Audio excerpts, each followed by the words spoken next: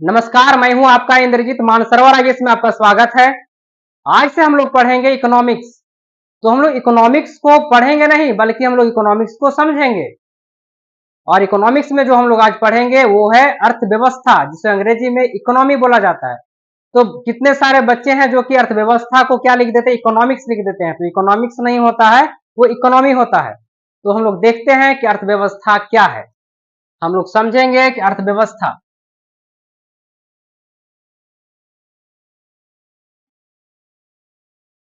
इसको अंग्रेजी में हम लोग इकोनॉमी बोलते हैं। तो हम लोग अर्थव्यवस्था में इसको हम लोग देखेंगे अर्थव्यवस्था क्या है। तो ध्यान रखना है, अर्थव्यवस्था दो शब्दों से मिलकर बना है। अर्थव्यवस्था कितने शब्दों से मिलकर बना है? दो शब्दों से मिलकर बना है। पहला है अर्थ और दूसरा है व्यवस्था। पहला है अर्थ और दूसरा है व्यवस्था। अर्थ कहने का मतलब क्या हो गया? पैसा, धन, संसाधन। व्यवस्था कहने का मतलब हो गया संचालन या प्रबंधन। अर्थ कहने का मतलब क्या हो गया? धन, संसाधन। और व्यवस्था कहने का मतलब हो गया संचालन और प्रबंधन।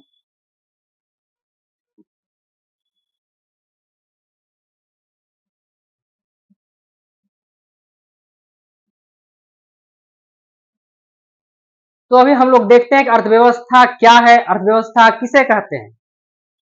धन उत्पादन, वितरण और उपभोग की समस्त क्रियाओं का संगठित रूप ही अर्थव्यवस्था कहलाती है। मैंने कहा धन उत्पादन, वितरण और उपभोग की समस्त क्रियाओं का संगठित रूप ही अर्थव्यवस्था कहलाती है।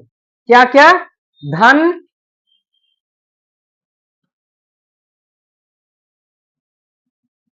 उत्पादन,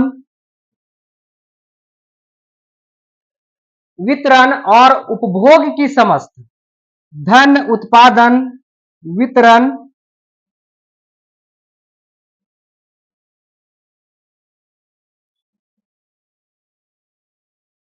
उपभोग की क्रियाओं, उपभोग की समस्त क्रियाओं का संगठित रूप ही क्या कहलाएगा? अर्थव्यवस्था कहलाएगा। क्या कहलाएगा? अर्थव्यवस्था कहलाएगा। यानी हम ये भी कह सकते हैं किसी देश या समाज में जब व्यक्ति अपनी आवश्यकताओं यानी कि भोजन, वस्त्र, आवास, शिक्षा, चिकित्सा आदि की पूर्ति के लिए कार्य करता है, जो इन्हें व्यवस्थित करने वाली प्रणाली को अब अर्थव्यवस्था कहा जाता है। क्या कहा जाता है? अर्थव्यवस्था कहा जाता है। यानी हम साफ शब्द में यह भी कह सकते हैं कि समाज में व्यक्ति को क्या चाहिए? रोटी, कपड़ा और मकान चाहिए। क्या चाहिए? रोटी, कपड़ा और मकान चाहिए। यानी हम इसे क्या कह सकते हैं? अर्थव्यवस्था कह सकते हैं। या हम ये भी कह सकते हैं, या मन में एक प्रश्न आना चाहिए कि अर्थव्यवस्था की आवश्यकता क्यों है? समाज में अर्थव्यवस्था की, समाज में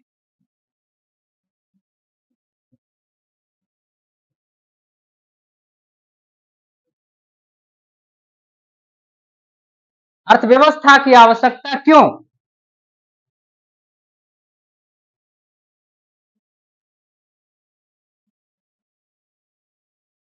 एक मन में प्रश्न आना चाहिए कि समाज में अर्थव्यवस्था की आवश्यकता क्यों है। तो ध्यान रखना है, हर समाज में व्यक्ति को चाहिए, क्या चाहिए? भोजन चाहिए, वस्त्र चाहिए, आवास चाहिए, चिकित्सा चाहिए, शिक्षा। इन आवश्यकताओं की पूर्ति करने वाली संस्था प्रणाली को अर्थव्यवस्था कहते हैं। क्या कहते हैं? अर्थव्यवस्था कहते हैं। फिर से समझते हैं हम लोग। यानी कि धन उत्पादन, वितरण और उपभोग करने की समस्त क्रियाओं को क्या कहा जाता है? अर्थव्यवस्था कहा जाता है। क्या कहा जाता है? अर्थव्यवस्था कहा जाता है। हम ये भी कह सकते हैं किसी देश या समाज में जब व्यक्ति को अपनी आवश्यकताओं के अनुसार यानी कि भोजन, वस्त्र, आवास, शिक्षा, चिकित्सा आदि की पूर्ति के लिए कार्य करता है, तो इन्हें व्यवस्थित करने वाली प्रणाली को अर्थव्यवस्था कहा जाता है। क्या कहा जाता है? अर्थव्यवस्था कहा जाता है। तो हर समाज में व्यक्ति को क्या चाहिए? रोटी, कपड़ा और मकान चाहिए।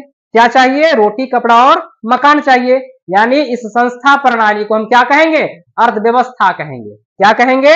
अर्थव्यवस्था कहेंगे। तो अभी हमारी बातों को समझना है, बाद में जो डिफिनेशन जो होगा, वो परिभाषा जो होगा, हम उसे लिखवा देंगे, तो समझना है। यानी हम यह भी कह सकते हैं, अर्थव्यवस्था किसे कह सकते हैं हम लोग? जिसे यानी समाज में हर व्यक्ति को रोटी, कपड़ा और मकान मिले, उसे हम लोग या इस संस्था को, इस प्रणाली को क्या कहेंगे? अर्थव्यवस्था कहेंगे। क्या कहेंगे? अर्थव्यवस्था कहेंगे। यानी अब हम लोग समझेंगे, अर्थव्यवस्था के प्रकार को समझेंगे कि अर्थव्यवस्था कितने प्रकार के होते हैं। तो यहां लिख देते हैं अर्थव्यवस्था के प्रकार।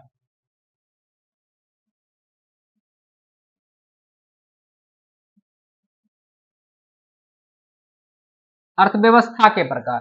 तो अर्थव्यवस्था को तीन मुख्य आधारों पर वर्गीकृत किया जाता है। कितने मुख्य आधारों पर? तीन मुख्य आधारों पर वर्गीकृत किया जाता है। पहला है नियंत्रण के आधार पर वर्गीकरण। पहला है नियंत्रण के आधार पर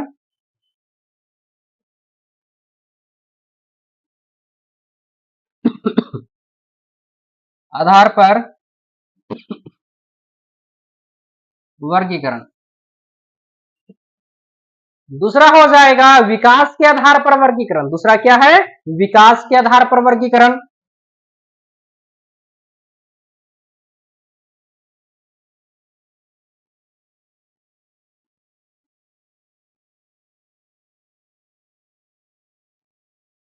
दूसरा क्या है?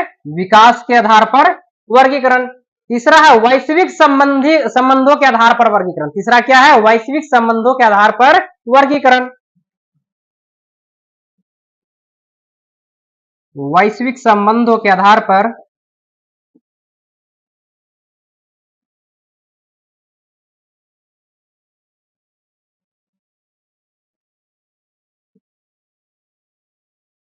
वर्गीकरण। अब हम लोग क्या देख रहे हैं? अर्थव्यवस्था के प्रकार को देख रहे हैं। किसके प्रकार को? अर्थव्यवस्था के प्रकार को हम लोग देख रहे हैं। तो अर्थव्यवस्था को तीन वर्गीकृत विभाजन में बांटा गया है। अर्थव्यवस्था को तीन मुख्य आधारों पर वर्गीकृत किया गया है। पहला क्या है? नियंत्रण के आधार पर वर्गीकरण। पहला क्या है? नियंत्रण के आधार पर वर्गीकरण। दूसरा है विकास के आधार पर वर्गीकरण, और तीसरा है वैश्विक संबंधों के आधार पर वर्गीकरण। तो अब हम लोग देखेंगे कि नियंत्रण के आधार पर वर्गीकरण को भी तीन भागों में बांटा गया है। कितने भागों में बांटा गया है? तीन भागों में बांटा गया है। तो पहला है समाजवादी अर्थव्यवस्था। तो इसको हम यहां लिख दे रहे हैं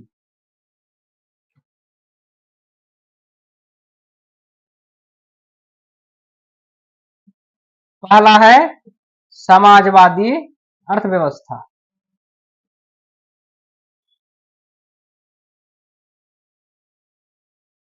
पहला है समाजवादी अर्थव्यवस्था। दूसरा है पूंजीवादी अर्थव्यवस्था। दूसरा क्या है? पूंजीवादी अर्थव्यवस्था।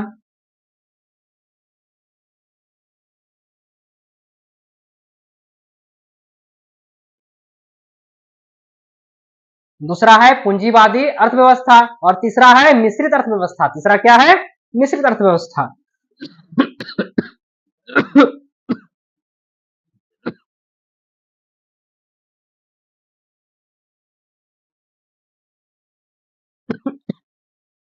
अब हम लोग देखेंगे कि समाजवादी अर्थव्यवस्था क्या है।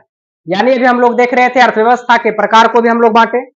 तो अर्थव्यवस्था को तीन मुख्य आधारों पर वर्गीकृत किया गया। पहला क्या था? पहला था नियंत्रण के आधार पर वर्गीकरण। दूसरा है विकास के आधार पर वर्गीकरण, और तीसरा क्या है? वैश्विक संबंधों के आधार पर वर्गीकरण। तो अभी हम लोग देखें नियंत्रण के आधार पर जो वर्गीकरण है, इसे भी तीन भाग में बांटा गया है। कितने भाग में बांटा गया है? तो तीन भाग में बांटा गया है। पहला है समाजवादी अर्थव्यवस्था। पहला क्या है? समाजवादी अर्थव्यवस्था। दूसरा है पूंजीवादी अर्थव्यवस्था, और तीसरा क्या है? मिश्रित अर्थव्यवस्था। अभी जो हम लोग देखेंगे नियंत्रण के आधार पर वर्गीकरण को, जो भी हम लोग देखेंगे, और जो नियंत्रण के आधार पर वर्गीकरण जो किया गया है, जो तीन भागों में वर्गीकृत जो किया गया है, जो पहला समाजवादी अर्थव्यवस्था है, दूसरा पूंजीवादी अर्थव्यवस्था है, और तीसरा क्या है?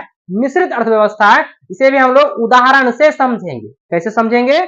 उदाहरण से समझेंगे, और समझने के पश्चात बाद में हम लोग लिख भी लेंगे। ठीक है, तो हम लोग पहला देखेंगे समाजवादी अर्थव्यवस्था को समझेंगे। क्या समझेंगे हम लोग? पहले समाजवादी अर्थव्यवस्था को समझेंगे। तो अभी हम लोग देख रहे थे नियंत्रण के आधार पर 3 भाग में बांटा गया है। तो पहला था समाजवादी अर्थव्यवस्था, दूसरा है पूंजीवादी अर्थव्यवस्था और तीसरा क्या है, मिश्रित अर्थव्यवस्था है। यानी कि हम लोग इसे क्या करेंगे, एग्जाम्पल से समझेंगे। यानी कह सकते हैं समाजवादी अर्थव्यवस्था क्या है और किसे कहते हैं। तो इसमें उत्पादन के साधनों पर राज्य का पूर्ण नियंत्रण होता है। किसका नियंत्रण होता है, राज्य का पूर्ण नियंत्रण होता है। यानी हम कह सकते हैं इस पे उत्पादन के साधनों पर, किसके साधनों पर, उत्पादन के साधनों पर,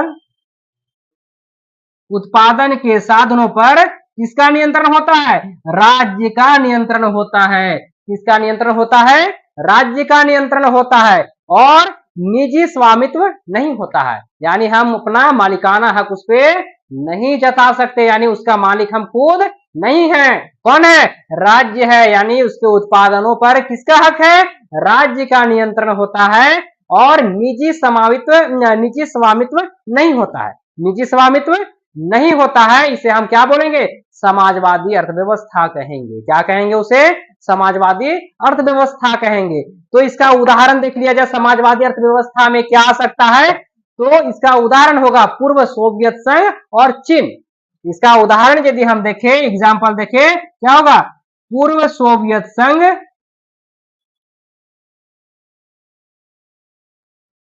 और चीन आ जाएगा इसमें। यानी एक शब्द यहां पे आया है, निजी स्वामित्व का शब्द आया है। तो यह शब्द कैसे आ रहा था, क्योंकि हम अभी बात किए थे उत्पादन पर सीधे किसका नियंत्रण रहेगा, राज्य का नियंत्रण रहेगा। किसका नियंत्रण रहेगा, राज्य का नियंत्रण रहेगा। जब राज्य का नियंत्रण रहेगा समाजवादी अर्थव्यवस्था में, तो उसमें निजी स्वामित्व तो रहा ही नहीं। और भाई तो इसमें प्रश्न एक बनता है कि निजी स्वामित्व क्या है, निजी स्वामित्व का अर्थ क्या होता है। तो निजी स्वामित्व कहने का तात्पर्य हो गया जब उत्पादन के साधन जैसे जमीन, कारखाना, मशीन, दुकान, पूंजी आदि ये सब सरकार के बजाय किसी व्यक्ति या निजी संस्था के पास हो, तो इसे हम लोग क्या कह सकते हैं, निजी स्वामित्व कह सकते हैं। क्या कह सकते हैं उसको, निजी स्वामित्व हम लोग कह सकते हैं। यानी कि व्यक्ति या समूह अपने संसाधनों का स्वामी होता है। किसका स्वामी होता है, अपने संसाधनों का स्वामी होता है। यानी वह उन्हें अपने लाभ के लिए उपयोग करेगा। क्या करेगा, अपने लाभ के लिए उपयोग करता है। पहला, किसी व्यक्ति की अपनी फैक्ट्री या दुकान, अभी हम बात कर रहे हैं भाई निजी स्वामित्व की हम बात कर रहे हैं। किसकी बात कर रहे हैं, निजी स्वामित्व की हम बात कर रहे हैं। तो हम इसमें क्या बात किए कि व्यक्ति या समूह अपने संसाधनों का स्वामी होता है। अपने संसाधनों का क्या होता है, स्वामी अर्थात मालिक होता है। वह उन्हें अपने लाभ के लिए क्या करेगा, उपयोग करेगा। एग्जाम्पल, पहला किसी व्यक्ति की अपनी फैक्ट्री या दुकान हो, किसी व्यक्ति की अपनी फैक्ट्री या दुकान हो। पहला एग्जाम्पल क्या है, किसी व्यक्ति की अपनी फैक्ट्री या दुकान हो।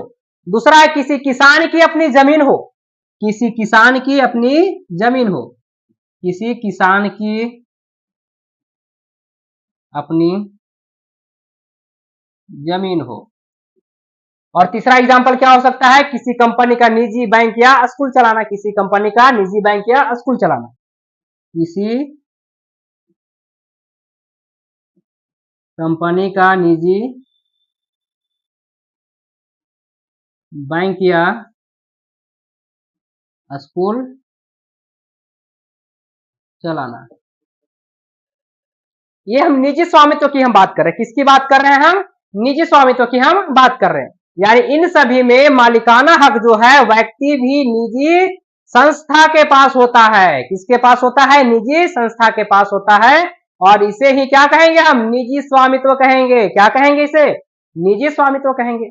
इसे हम संक्षेप में क्या कह सकते हैं कि जब उत्पादन के साधन, किसका साधन, जब उत्पादन के साधन और संपत्ति सरकार की बजाय व्यक्ति या निजी संस्था के पास होती है, तो उसे निजी स्वामित्व कहा जाता है। क्या कहा जाता है, निजी स्वामित्व कहा जाता है। अभी हम क्या बताएं कि जब उत्पादन के साधन, किसका साधन, उत्पादन के साधन और संपत्ति सरकार की बजाय किसके पास, व्यक्ति या निजी संस्था के पास होती है तो उसे क्या कहेंगे? निजी स्वामित्व कहेंगे। क्या कहेंगे उसे हम? निजी स्वामित्व हम कहेंगे। अब दूसरा हम लोग बात करेंगे पूंजीवादी अर्थव्यवस्था की बात करेंगे। किसकी बात करेंगे अभी हम लोग? पूंजीवादी अर्थव्यवस्था की बात करेंगे। यानी कि नियंत्रण के आधार पर वर्गीकरण को कितने भाग में बांटा गया? 3 भाग में बांटा गया। कितने भाग में बांटा गया भाई? 3 भाग में बांटा गया। तो पहला भाग था समाजवादी अर्थव्यवस्था, दूसरा था पूंजीवादी अर्थव्यवस्था, और तीसरा क्या है? मिश्रित अर्थव्यवस्था। तीसरा क्या है? मिश्रित अर्थव्यवस्था है। तो अभी हम लोग देखें समाजवादी अर्थव्यवस्था को देखें। किसको देखें अभी हम लोग? समाजवादी अर्थव्यवस्था को देखें। और समाजवादी अर्थव्यवस्था में हम लोग क्या देखें? इसमें देखें कि इसमें उत्पादन के साधनों पर राज्य का पूर्ण नियंत्रण होता है। किसका नियंत्रण होता है? पूर्ण नियंत्रण होता है, और निजी स्वामित्व तो इसमें नहीं होता है। ये भी हम लोग इसे क्या देखे? इसमें हम लोग देखे समाजवादी अर्थव्यवस्था को देखे। इसके बाद हम लोग देखेंगे किसके बारे में जानेंगे? पूंजीवादी अर्थव्यवस्था के बारे में जानेंगे। और पूंजीवादी अर्थव्यवस्था क्या कहता है भाई? इसका मतलब क्या होता है? पूंजीवादी अर्थव्यवस्था को अंग्रेजी में क्या कहते हैं? कैपिटलिस्ट इकोनॉमी बोलते हैं, कैपिटलिस्ट इकोनॉमी बोलते हैं। क्या बोलते हैं? कैपिटलिस्ट इकोनॉमी बोलते हैं। अभी हम लोग इसको भी एग्जाम्पल से समझेंगे। किससे समझेंगे? उदाहरण से समझेंगे। तब तक इसको थोड़ा मिटा देते हैं, हमको रेस्ट भी मिल जाएगा।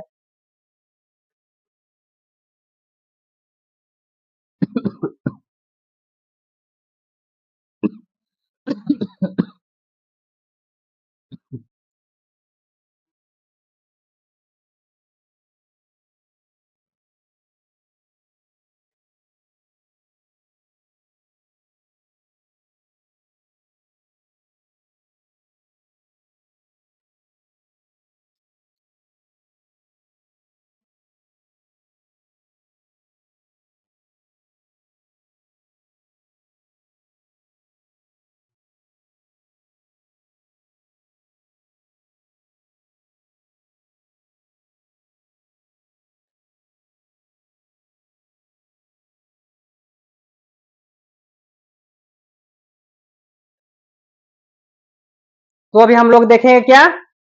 पूंजीवादी अर्थव्यवस्था देखेंगे। क्या देखेंगे? पूंजीवादी अर्थव्यवस्था देखेंगे। और अंग्रेजी में इसे क्या कहते हैं? अंग्रेजी में इसे कैपिटलिस्ट इकोनॉमी बोलते हैं। क्या बोलते हैं इसे? कैपिटलिस्ट इकोनॉमी बोलते हैं। तो यानी हम इसको सरल भाषा में एकदम समझेंगे, तो पूरा तोड़ तोड़ करके भी हम लोग समझेंगे। ठीक है? यानी हम पहले ही बोले इकोनॉमिक्स को पढ़ना ही नहीं है, सिर्फ लिखना ही नहीं है, इसे समझना है। क्या करना है? इकोनॉमिक्स को समझना है। बड़ा ही टेक्निकल चीज, आसानी पूर्वक इसे समझा जा सकता है, घर की भाषा में समझा जा सकता है इसे। तो अभी हम लोग बात कर रहे हैं पूंजीवादी अर्थव्यवस्था की बात करेंगे। किसकी बात करेंगे अभी हम लोग? पूंजीवादी अर्थव्यवस्था की बात करेंगे। तो यहां लिख लेते हैं। दूसरा बात कर रहे हैं, यानी सरकार ये जो बात कर रहे थे हम लोग समाजवादी अर्थव्यवस्था के बाद पूंजीवादी अर्थव्यवस्था को देखेंगे। दूसरा क्या था? पूंजीवादी अर्थव्यवस्था।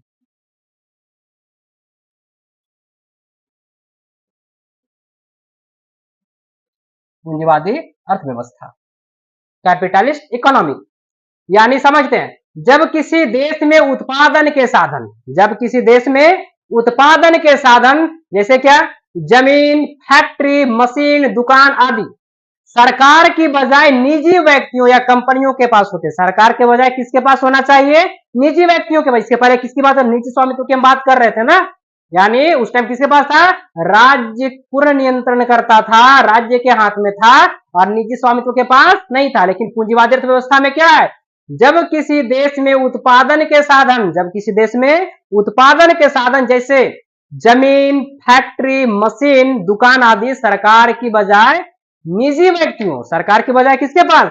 निजी व्यक्तियों या कंपनियों के पास होते हैं, और वे इन्हें लाभ कमाने के लिए यानी कि प्रॉफिट कमाने के लिए इस्तेमाल करते हैं। तो इसे हम क्या कहेंगे? पूंजीवादी अर्थव्यवस्था कहेंगे। क्या बोलेंगे? पूंजीवादी अर्थव्यवस्था कहेंगे। यानी सरल भाषा में हम ये भी कह सकते हैं कि घर से हमें पैसा मिला 10 रुपया, जाकर के 10 रुपया किसी चीज में पूंजी लगा दिए, तो उस पे राज्य का हक नहीं है, राज्य का नियंत्रण नहीं है, यानी वो निजी है, यानी उसका स्वामी खुद है वो व्यक्ति जो जाकर के 10 रुपया क्या किया है? जाकर के कुछ सामान को खरीदा या फिर उसमें जाकर के पूंजी लगा दिया, तो उसको जाकर के कल जाकर के यदि बेचता हो व्यक्ति तो क्या करेगा? लाभ कमाएगा, यानी उसको क्या होगा? प्रॉफिट होगा। यानी हम कह सकते हैं जब ये पूंजीवादी अर्थव्यवस्था आएगा तो जाहिर सी बात है निजी स्वामित्व, जाहिर सी बात क्या है इसमें? निजी स्वामित्व है। निजी स्वामित्व कहने का मतलब क्या हो गया? यानी इसका मालिक कौन है? इसका स्वामी कौन है? वो व्यक्ति खुद है, जो पूंजी लगाया है, वो व्यक्ति खुद है जो क्या किया है, पूंजी लगाया है। जब निजी स्वामित्व जब होगा तो संसाधन किसके पास होगा, व्यक्ति के पास होते हैं। संसाधन किसके पास होंगे, व्यक्ति के पास होंगे। संसाधन व्यक्ति के पास होते हैं, संसाधन व्यक्ति के पास होते हैं।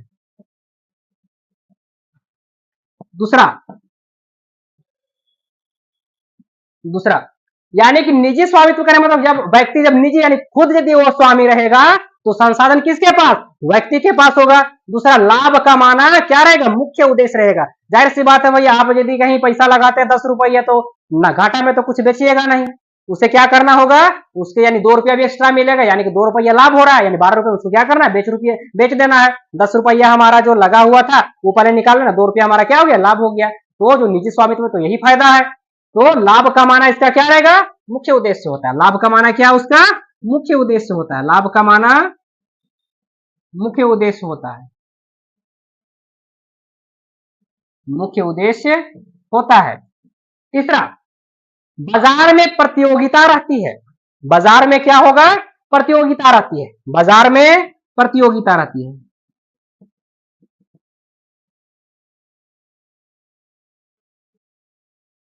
बाजार में प्रतियोगिता रहती है, यानी कंपटीशन का बाजार है। किसका बाजार है, कंपटीशन है बाजार में।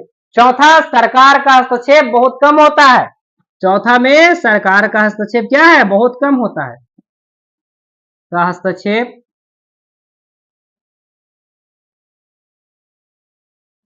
बहुत कम होता है। सरकार का हस्तक्षेप बहुत कम होता है। पांचवा, वस्तु की कीमत मांग और क्या आपूर्ति से तय होती है, यानी कि डिमांड और सप्लाई पे तय होता है। किससे होता है, डिमांड और सप्लाई पर होता है। कह सकते हैं वस्तु की कीमत, पांचवा वस्तु की कीमत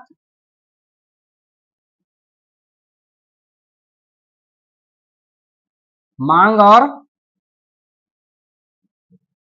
और आपूर्ति से तय होती है, मांग और आपूर्ति से तय होती है।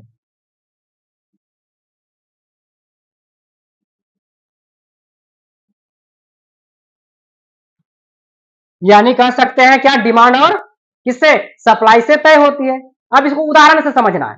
यानी अमेरिका, ब्रिटेन जैसे देशों में ज्यादातर उद्योग और व्यवसाय निजी कंपनियों के पास, यानी खुद का जो होता है स्वामी की बात की, निजी स्वामित्व की हम बात किए ना, यानी खुद किसके पास है, निजी कंपनियों के पास है। कहां कहां, अमेरिका, ब्रिटेन जैसे देशों में ज्यादातर जो उद्योग जो है और व्यवसाय किसके पास है, निजी कंपनियों के पास है। तो जैसे में क्या बोलेंगे, जैसे में टेस्ला आ गया, दूसरा एग्जांपल एप्पल है, तीसरा में क्या माइक्रोसॉफ्ट हो गया। ये सब क्या है, निजी कंपनियां, ये सब क्या है, निजी कंपनियां हैं। जो लाभ कमाने के लिए काम करेगा, क्या करेगा, जो लाभ का जो प्रॉफिट करने के लिए, जो प्रॉफिट कमाने के लिए क्या करेगा, यहाँ पे काम करेगा। मान लेना कोई एक व्यक्ति है, कोई एक व्यक्ति है, व्यक्ति कैसा है भाई, व्यक्ति ऐसा है,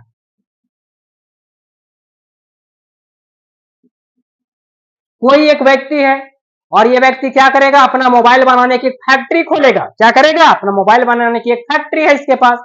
वह अपने पैसे से क्या करेगा, मशीन खरीदेगा। क्या करेगा, मशीन खरीदेगा और मजदूर को रखेगा। क्या करेगा, और मजदूर को रखेगा। जो मोबाइल जो फैक्ट्री में जो तैयार होगा और उसे जो बेचेगा, उसे क्या करेगा ये व्यक्ति, ये लाभ कमाएगा। क्या करेगा ये व्यक्ति, ये सो लाभ कमाएगा। यानी जब मोबाइल जब फोन जब बिकेगा मोबाइल फोन, तो इससे क्या होगा, लाभ होगा। इससे क्या होगा, इससे प्रॉफिट होगा और सरकार इसमें ज्यादा दखल अंदाजी नहीं करेगा। और यही क्या है, पूंजीवादी अर्थव्यवस्था का सटीक उदाहरण है। क्या है, पूंजीवादी अर्थव्यवस्था का एक प्रकार से बोल सकते क्या है, ये उदाहरण है। अब हम लोग तीसरा बात करेंगे किसके बारे में, मिश्रित अर्थव्यवस्था की बात करेंगे। किसकी बात करेंगे हम लोग, तीसरा मिश्रित अर्थव्यवस्था की बात करेंगे। छोटा भाई को मिटा देते हैं।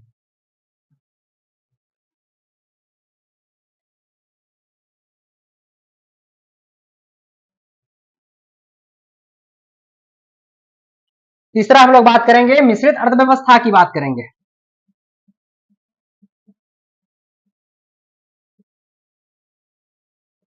चलिए बताइए आप लोग, मिश्रित अर्थव्यवस्था को अंग्रेजी में क्या कहेंगे, कमेंट्स करके बताना है। मिश्रित अर्थव्यवस्था, इसे बोलते हैं मिक्स्ड इकोनॉमी। अंग्रेजी में इसे क्या बोलेंगे, मिक्स्ड इकोनॉमी। तो कभी पूछा गया था एसएससी वगैरह एग्जाम में, प्रतियोगी परीक्षा में पूछा जाता है कि हमारा भारत का जो अर्थव्यवस्था है कैसी अर्थव्यवस्था है, वो मिश्रित अर्थव्यवस्था है। कैसी अर्थव्यवस्था है? मिश्रित अर्थव्यवस्था है। तो समझते हैं हम लोग इसमें कि मिश्रित अर्थव्यवस्था क्या है। यानी जब किसी देश की अर्थव्यवस्था में, जब किसी देश की अर्थव्यवस्था में सरकार, जिसे हम लोग बोलेंगे पब्लिक सेक्टर, और निजी व्यक्ति या कंपनी, जिसे हम लोग बोलेंगे प्राइवेट सेक्टर बोलेंगे, दोनों मिलकर काम करते हैं, तो इसे क्या बोलेंगे हम लोग? मिश्रित अर्थव्यवस्था कहेंगे। क्या कहेंगे? मिश्रित अर्थव्यवस्था कहेंगे। यानी हम कह सकते हैं, यानी इसमें सरकार का भी भागीदारी रहेगा। किसका? सरकार का भी भागीदारी रहेगा। और यहाँ निजी व्यक्ति या निजी कंपनी की भागीदारी रहेगी। तो इसे हम लोग क्या कहेंगे? मिश्रित अर्थव्यवस्था कहेंगे। क्या कहेंगे इसको? मिश्रित अर्थव्यवस्था कहेंगे। तो मिश्रित अर्थव्यवस्था का कुछ ना कुछ तो विशेषता तो होगा ही। इसकी जो मुख्य विशेषता जो है, सरकारी और निजी दोनों क्षेत्र काम करते हैं। यानी कि सरकारी और निजी क्षेत्र दोनों काम करते हैं। लिख दें आप, सरकारी और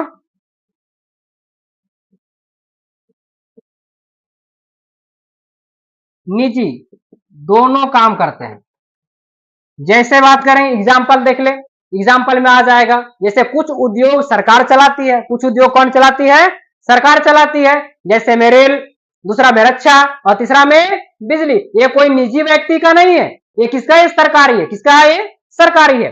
अब यही हम बात कर ले, जैसे कुछ उद्योग निजी लोग चलाते हैं। कुछ उद्योग किसने चलाया? निजी लोग चलाया। तो उसको क्या बोल सकते हैं एग्जाम्पल के तौर पर? मोबाइल कंपनी, दुकानें, ये सब क्या है? यानी कि सरकार भी कार्य कर रही है मिश्रित अर्थव्यवस्था के तहत, और फिर निजी व्यक्ति या कंपनी भी कार्य कर रही है। तो इसे हम लोग क्या बोलेंगे? मिश्रित अर्थव्यवस्था कहेंगे। क्या कहेंगे इसे? मिश्रित अर्थव्यवस्था कहेंगे। और एग्जाम्पल के तौर पर देखें तो सरकारी और निजी दोनों मिलकर काम करते हैं। जैसे कुछ उद्योग कौन चलाती है? सरकार चलाती है। कौन चलाती है? सरकार चलाती है। तो एग्जाम्पल के तौर पर देखें तो सरकार क्या क्या चलाती है भाई? एक दो एग्जाम्पल में आ जाता है, रेल हो गया, रक्षा हो गया, बिजली हो गया, रेल हो गया, रक्षा है, बिजली है। अब दूसरा बात करेंगे, और कुछ उद्योग है सो निजी लोग चलाते हैं। कुछ उद्योग कौन चलाएगा? निजी लोग चलाएगा वहां पे। तो एग्जाम्पल के तौर पर क्या आ जाएगा? मोबाइल है, मोबाइल कंपनी और दुकानें। तो ऐसा करते